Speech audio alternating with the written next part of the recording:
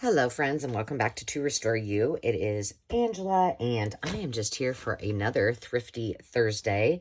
Just a few fun finds from, let's see, these were from a few garage sales, and which I'm so excited it's garage sale season, as well as a consignment shop. So before we get started, just a shout out to all of you who subscribe to the channel, and specifically today, Cornflower Crafts, Chasing Retro, and Sherry Vanderpool. Hello, ladies, and welcome. Let's see. I'm going to show you some of the things that I got, and then show you a couple things that I actually made out of them. I don't think we'll do a craft with me today, but because I've got several that I need to do, and several videos I need to do, so we'll just keep cracking on. Before I do that, it is June 9th, and just a reminder that during the month of June, in my Etsy shop, To Restore You, everything is 20% off. So we've got the vintage patterns, we've got the wallpaper samples, all the digitals, some fabric kits, and hopefully by the time that this airs, I will have added some more items if time allows me to do so. So let's go ahead and get started. The first thing was I went to a yard sale. I was actually out running errands, and it was a Thursday, and so there was a few, so I, of course, had to go. But one thing I found were these placemats, and these are all the same. I don't know if you can really tell, but they're all embossed with these flowers, and there's quite a large stack, but I think they'll make cute. I mean, they're a little large to make a whole journal out of, but I think that they will work well, or even to back, you know, a cardstock if I want to use that with the embossing. So there were those, and then she's like, oh yeah, there's some other ones in here too. So there's just a few of these little retro vintage butterflies. Now these are a little bit smaller, so that I could even maybe make a cover out of these, and they've got kind of a texture to them. So I think I paid 50 cents for this whole stack. So that was awesome. And then I got a couple of books. I found another calligraphy book. Again, I didn't need it, but it also was, I think it was 50 cents. And it has all of these beautiful images. So I will stick that up with my florals, and then I can have it at the ready. But anytime you can find these, as long as they have, you know, and then there's lots of writing space too, so you could use these as journal pieces as well. Signatures, if you will. But lots and lots of pretty flowers. And sayings. You could use this for a cover. So it's in my to-do box of things that I need to actually do with you guys. And then I found this, and it's just called Alphabets and Images, Designing with Letter Forms. I think I got this at the garage sale too. Is this the author? No, this must be whoever owned the book. So this is from 1974. But look at all of the fun typeset, letters. And I think I'm just going to stick, oh, there's even some photos. I didn't see those. These are like the, you know, the art that became really popular where they used images, industrial images, to make like the letter H and the letter K, I. So I'm going to put this in with my letters and phrases and just have it handy, because there's just a lot of, I mean, this could even be a pocket. Oh, that's cute. This is a great idea, you guys. Inspo. So they just took their little date stamp and made little trees. A symbolic forest created by using a rubber stamp date. Rubber date stamp. Super cute. Ooh, that's hard on the eyes. Wowza. So I thought that was kind of fun. Look at these little inchies. Already made for you. So that was, it's called Alphabets and Images by Maggie Gordon. So that's going right over here with my words and letters. All right, let's see what else I got. I then moved on to the consignment shop. Actually, these, I guess I got these a while ago. I did not remember getting them, but I got 2 boxes of them. Oh, maybe this one's not open. Let me show you what they are. They're called Classic Clips Distinctive Paper Fasteners. So they're like corner tucks. So like, here's one I put on there. And I mean, I don't really know how they were in. It just says to fold them and then, oh, I see. Okay.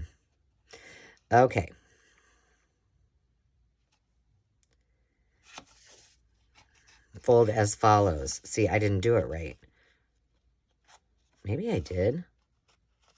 Because I was going to say, it doesn't really stick on there right. Let's try this other one.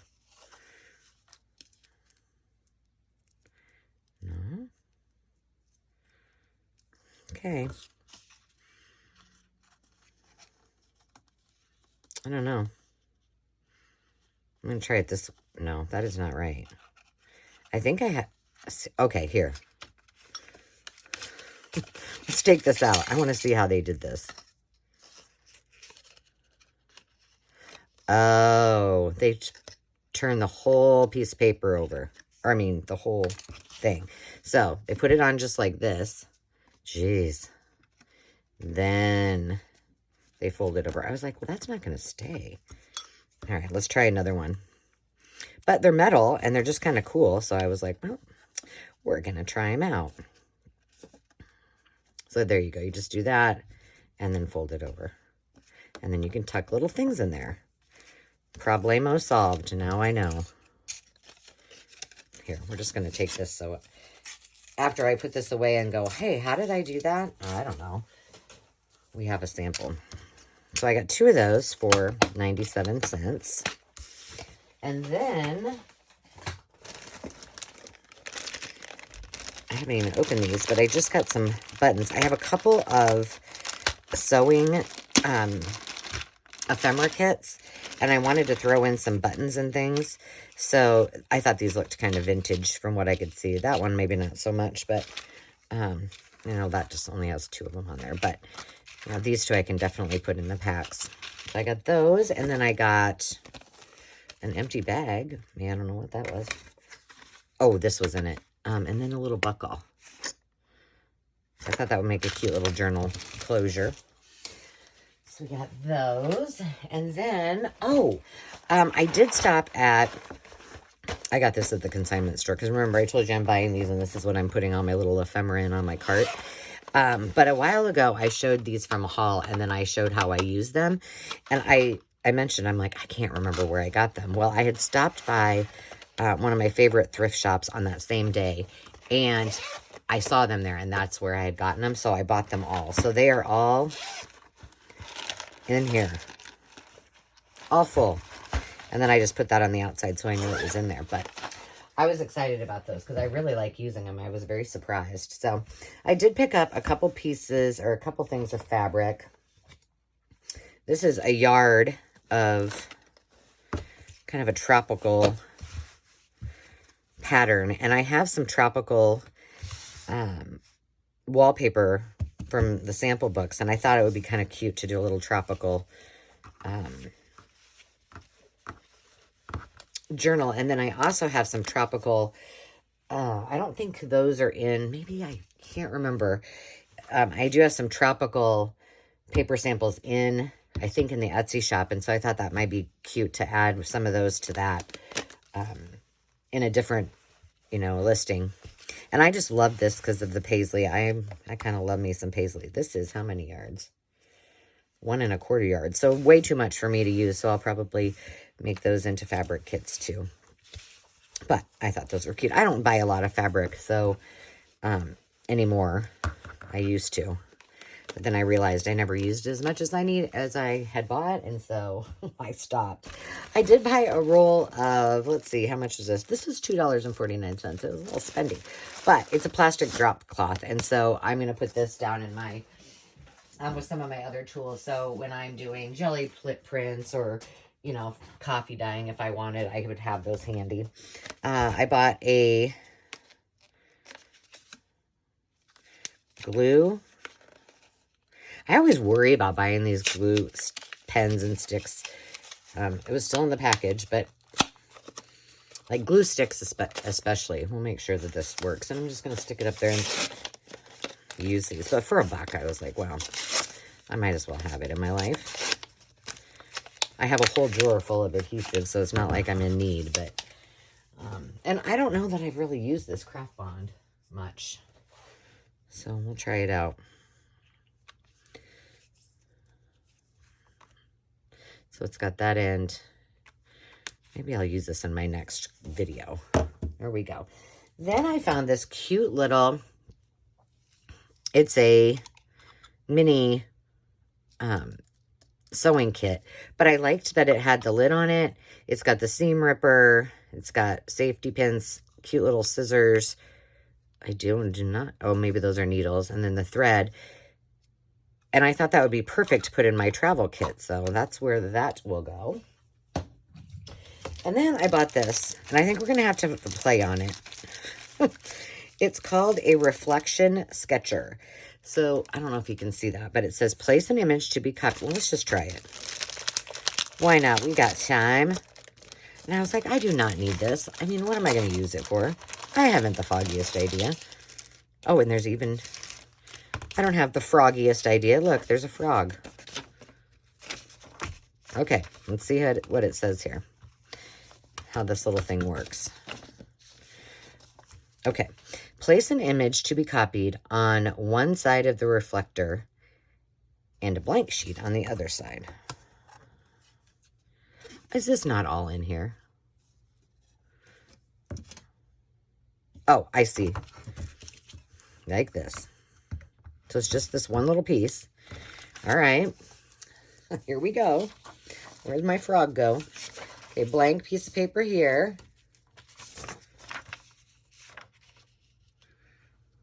Froggy here. Oh, I see. So you guys probably cannot see that.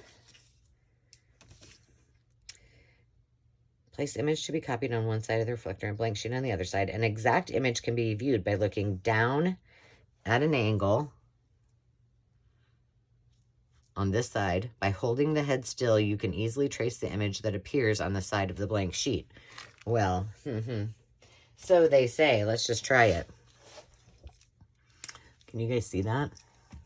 Okay, little froggy. I'd have to say, though, that this might not be very comfortable sitting here doing this, because I'm like literally bent, hunched over. And you'd also have to be pretty meticulous about where you're going to stop and start. You guys are probably like, oh, that is horrible, Angela. And it's kind of like almost like three-dimensional. If you move your head at all, it kind of makes you a little wonky, dizzy. Is it like magic, or from what you're seeing? I'm not doing this very neat, but I just wanted to see you to see the... Well, this could be kind of fun to play with, actually. It's just not a very comfortable angle. At least we'll get a frog. We can come back and do the dragonfly later. Oops, I just went crazy on that one. I'm not going to do all the details, but there you go. Now we have a frog. So I guess there would be a purpose for this. If nothing else, it's fun to play with it. Or if you had something that you wanted to replicate, and I'm going to have to put that in a different bag. You know, that you made, it would be a way to save a little bit of time. I then also purchased, this was at the consignment shop too. They had a stack of these, probably 6 or 8. They're probably about 3 inches deep. And they're just, you know, little segmented trays, but I thought this would be better for small things that I'm working on if I want to take something upstairs and use while I was watching TV. And they were inexpensive, so I got those. And then my big purchase, I think I paid $10 or maybe $14 for this. I have a huge one of these, like really industrial size. And this is just a guillotine cutter, you know. Works perfect. I did try it out on some chipboard. But this is a lot smaller. Like, I think it's 12. Yeah, it's 12 basically by, you know, 12 and then the arm. So, 10 or 15 bucks. I thought that was a pretty good bargain. And then it's manageable for me. I also bought this little punch, which crazy. I didn't have one of these. But it's just a tiny little, looks like a Tic Tac.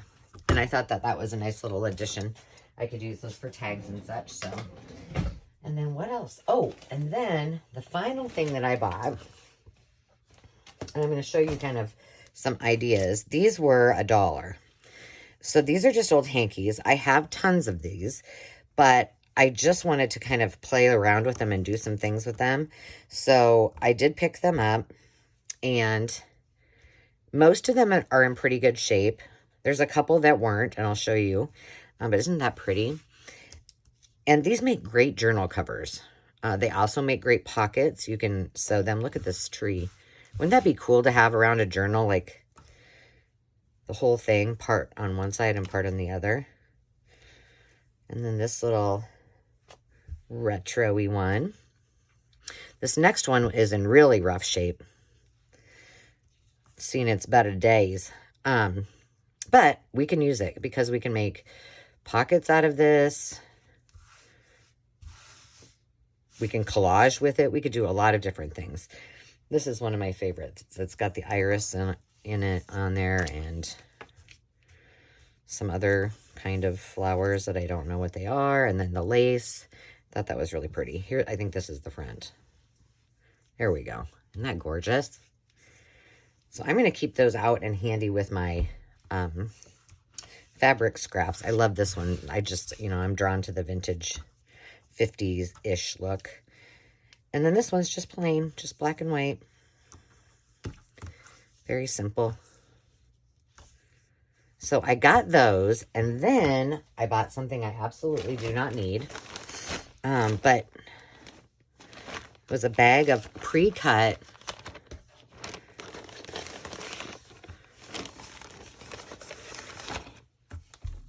quilt squares. Therefore, I don't know. I better not. Don't quote me on that. But there were some cool colors. They're 3x3. You know, I couldn't see all of them, but there's just a really good variety, like from kind of a boho, you know, type to, you know, just some neutrals, some little vintagey looking ones. So there was a really nice variety. And I thought these would be nice just to have in with my fabric scraps. Just, you know, I have a lot of these that have like a value to me, like you know, they were my family's or things like that. And so I don't like to use that very often. But these, I thought, well, there's enough variety here. I could just stick them down with my scraps and just grab those anytime I need them. So that was my justification for my $5 bag of fabric squares. But what I did, because I thought, well, I want to do a little, just so I don't forget, I first made a bunch of fabric flips. So I did this one. There's that one. Just real simple. This one I did so I could use it as a pocket. So I should probably cut. If you never have noticed, whenever I sew, I was just in the mood to sew some stuff together. So I thought, well, I'll just do some of these little things. I don't like the thread on there. But I thought this would make, you know, a nice pocket or something fun, as well as this one. And I just started sewing.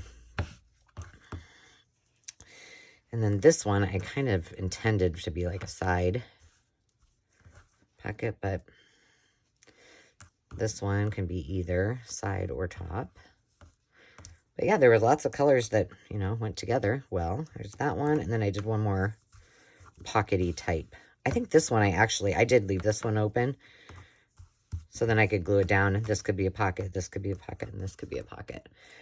So that's what I did with those. And then I took 2 pieces of that chipboard that I got a long time ago from one of the thrift shops, and made just a journal out of one of the really rough hankies. And so what I did is I had enough to cover the entire back.